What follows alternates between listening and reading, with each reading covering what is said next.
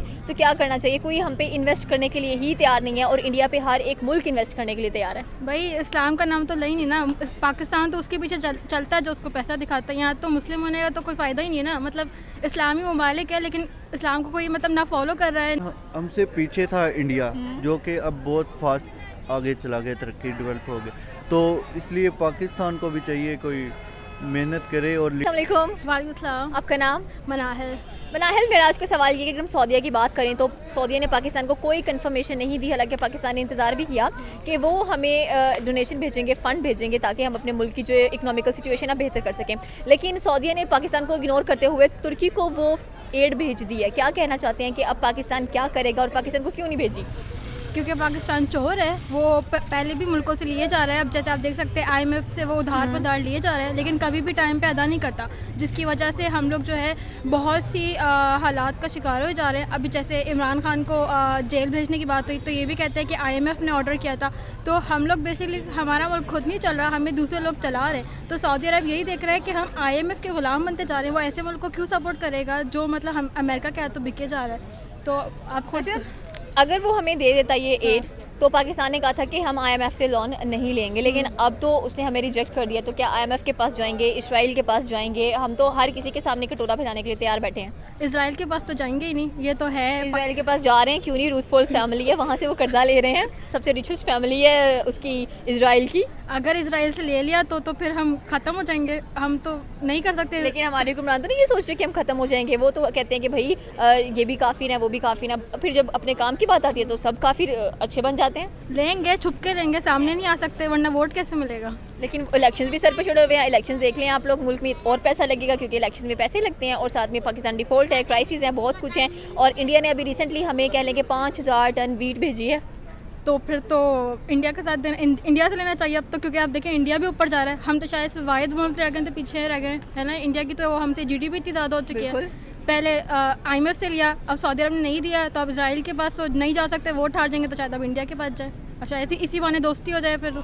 अच्छा, तीनों मुस्लिम ममालिक हैं, सऊदीया, पाकिस्तान और तुर्की। अब तीनों मुस्लिम ममालिक देखें आपस में कैसे बेचारे हुए पड़े हैं, रिलेशंस अच्छे ही नहीं जा रहे हैं इनके। तो क्या करना चाहिए? कोई हम पे इन्वेस्ट करने के लिए ही तैयार नहीं है और इंडिया पे हर एक मुल्क इन्वेस्ट करने के लिए तैयार है। भाई इस्लाम का नाम तो ले ही नहीं ना, पाकिस्तान तो उसके पीछे चलता है जो उसको पैसा दिखाता है। यहाँ तो मुस्लिम होने का तो कोई फ़ायदा ही नहीं है ना, मतलब इस्लामी ममालिक है लेकिन इस्लाम को कोई मतलब ना फॉलो कर रहा है, ना तो हुकूकुल इबाद हैं।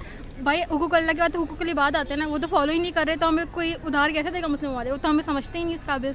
फिर तो उन्हें ये लिख के लगा देना चाहिए कि वो मुझे भूल गई है वर्ड पाकिस्तान में के वर्ड्स भी बोलते सारे। हाँ, वो कहते हैं कि नगद बड़े शौक से, उधार अगले चौक से।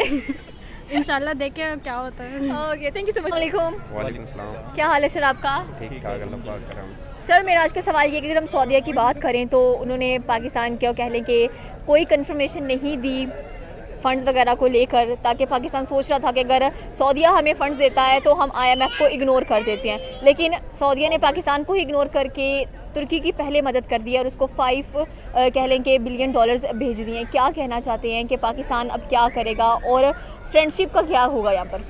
तो फ्रेंडशिप तो वैसे बैरून ममालिक नहीं देखते, क्योंकि पाकिस्तान वैसे भी डिफ़ॉल्ट में जा रहा है। तो ज़ाहिर सी बात है, जो मुल्क डिफ़ॉल्ट में जा रहा है दूसरे ममालिक कहाँ उनकी हेल्प कर सकते हैं, तो इसलिए उन्होंने वहाँ इन्वेस्ट कर दिया। क्योंकि आने वाले वक्तों में पाकिस्तान का कोई फ्यूचर उनको नज़र नहीं आया होगा, तो तुर्की से इसलिए उन्होंने इन्वेस्ट किया होगा। तो हमारे हुक्मरान बाहर बैठ कर हुकूमतें चलाएँगे तो कौन फंड हमें देगा?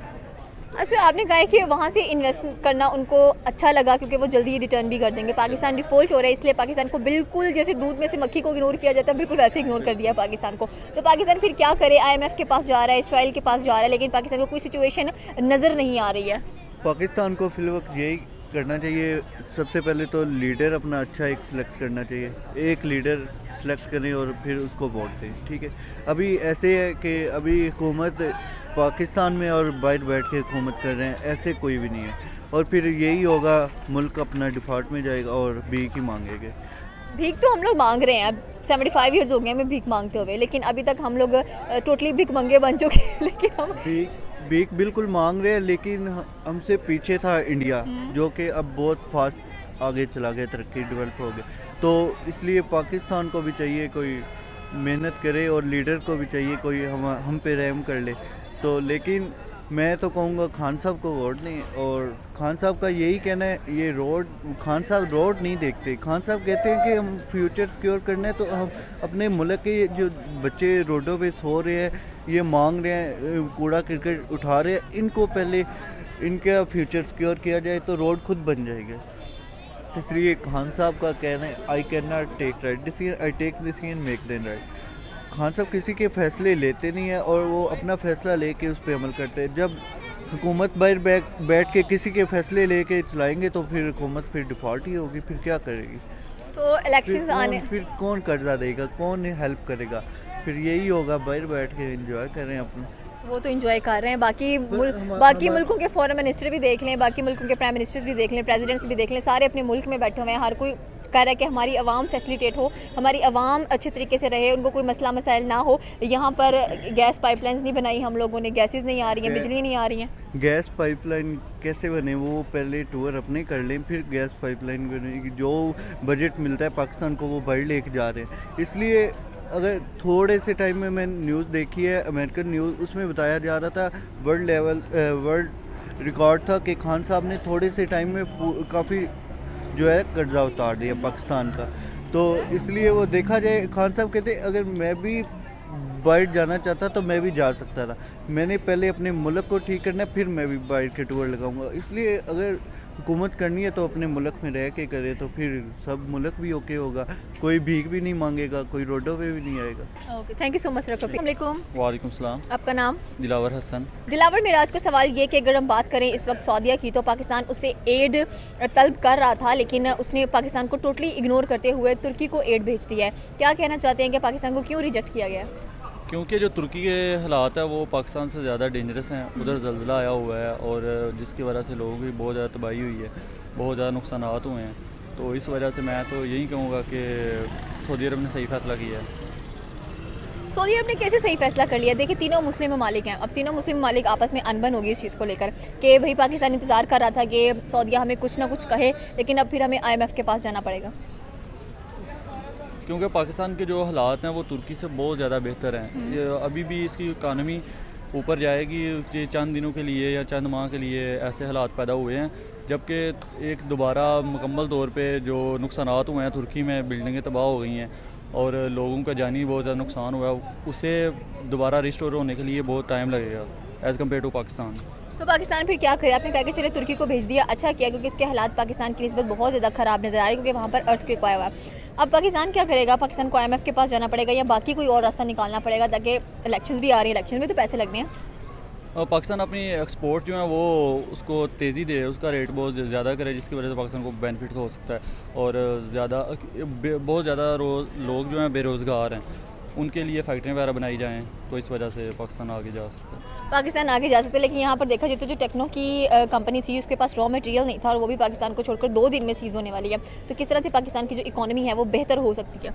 क्योंकि पाकिस्तान ने अपनी इंपोर्ट ज़्यादा की हुई है, एक्सपोर्ट बहुत कम की हुई है, जिस वजह से पाकिस्तान को ये नुकसान देखने पड़ रहे हैं अभी तक। तो कब तक पाकिस्तान इस सिचुएशन से बाहर आएगा, या दूसरे ममालिक हमसे दिन ब दिन देखे जाए तो आगे बढ़ते जा रहे हैं और हम पीछे से पीछे, और हमारे मुस्लिम ममालिकों के साथ भी ताल्लुकात बेहतर नहीं है? उम्मीद की जा सकती है कि 1 साल के अंदर अंदर पाकिस्तान अपने आप को रिस्टोर करेगा और दोबारा पहले वाली पोजीशन पे आएगा इंशाल्लाह। Thank you so much sir. अस्सलाम वालेकुम। वालेकुम अस्सलाम। क्या हाल है सर आपका? जी मैं ठीक। सर, मेरा आज का सवाल ये है कि पाकिस्तान को कह लें कि काफ़ी ज़्यादा ज़रूरत है एड्स की, क्योंकि हम बैंकरप्ट होने जा रहे हैं और सऊदी ने पाकिस्तान को डॉज करते हुए जो एड है वो तुर्की को पहले दे दिया। तो क्या कहना चाहते हैं इस चीज़ को लेकर? चलिए अच्छी बात है, जैसे कि तुर्की में आपको पता है ज़लज़ला आया, वो उन्हीं का हक था, उनको बनता है। पाकिस्तान तो किसी से भी कर्जा मांग लेता है, मिल भी जाता है, बाद में लौटाने में रोता है। तो मतलब कि कुछ लोग तो इसलिए कर्जा नहीं देते क्योंकि पाकिस्तान वापस करने की पोजीशन में नहीं है। तो अच्छा करते हैं ना, बाद में वो हमें देना पड़ेगा आम आवाम को, कर्जा नहीं होगा तो हमें भी सुकून होगा। तो क्या कहना चाहते हैं कि सिर्फ तीनों ही मुस्लिम ममालिक हैं, सऊदीया, पाकिस्तान और तुर्की, और तीनों ममालिक जैसे कि पाकिस्तान डिपेंड कर रहा था सऊदी के ऊपर बहुत ज़्यादा, अब IMF के पास जाना पड़ेगा फिर से? चले अल्लाह करे इनका भी मसला हल हो। मैं तो चाहता हूँ तीनों कंट्री मुसलमानों की हैं, एक साथ रहें, सलूक से रहें, प्यार से रहें। बाकी पाकिस्तान की जो पॉलिटिक्स है उसकी वजह से आम आवाम को भी मतलब कि झटके हैं, मतलब गरीबी है, गुर्बत है, हर चीज़ है। बात तो आपने ठीक की है कि यहाँ पे भी गुर्बत बहुत ज़्यादा, लेकिन हमारी जो हुक्मरान है वो तो कुछ कर नहीं रहे हैं। साथ में पब्लिक जो उनसे काफ़ी प्रेशराइज नज़र आती है, डिप्रेस नज़र आती है हम लोगों को। और पाकिस्तान के ऊपर जितने भी कर्जे हैं वो सारे के सारे पब्लिक की वजह से ही कह लें कि वो उतारेगी, टैक्स डबल कर दिया जाएगा यहाँ पर। नहीं, ऐसी हमारी मतलब कि गवर्नमेंट नहीं है, कुछ क्यों नहीं कर रही, अपनी पुश्ते अमीर कर रही है, हमारा लूट के उनको दे रही है, खुद एक दूसरे से झगड़ रहे हैं अमीर। बस यही चल, ऐसे ही होना हमारी पॉलिटिक्स। तो जनरेशन का क्या होगा, जो अगली जनरेशन आने वाले, चले हम तो पिस ही रहे हैं यहाँ पर बैठ के, अगली वाली जनरेशन क्या करेगी? और क्या हम उनको यही बताएंगे हमने इस कंट्री से भी मांगे, इस मुल्क से भी मांगे, इस मुल्क से भी मांगे? जैसे हमें पता ना कि हमने इस मुल्क से भी मांगा, इस मुल्क से भी मांगा, इस मुल्क अगर जब तक यहाँ की कौम नहीं ना ठीक होगी, कुछ भी नहीं बदल सकता इंसान को। तो कौम कैसे ठीक होगी? क्योंकि कौम देखिए बैठ के सिर्फ देख रही है कि पाकिस्तान कहाँ से मांग रहा है, और ये देख रहा है, और दूसरा ये देख के वोट इन्होंने फिर एक करप्ट इंसान को ही देना है, इन्होंने ना जज करना ना कुछ है। 5,000 मिलेगा वोट उसी का। Thank you so much.